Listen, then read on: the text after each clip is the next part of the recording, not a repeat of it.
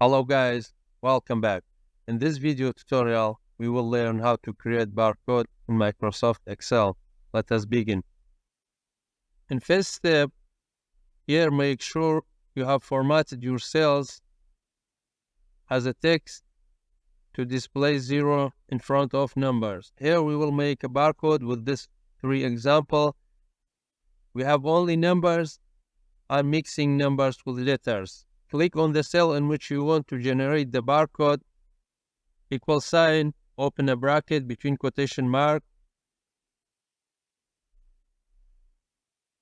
type ampersand, select the code, enter another ampersand, and close bracket between quotation mark again.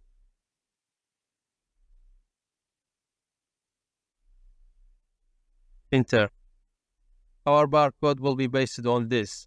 Copy the formula to the rest of the cells, drag it down, change the font type into ID Automation 39. Our barcode is here. This font is not available in Excel. We have to download it. To download the font, visit 1001 free fonts, scroll down, download. Here our zip file is downloaded. Right click on it, extract all, extract. Double click here. Mine is already installed, but I want to replace it. Let us check whether the font is downloaded or not.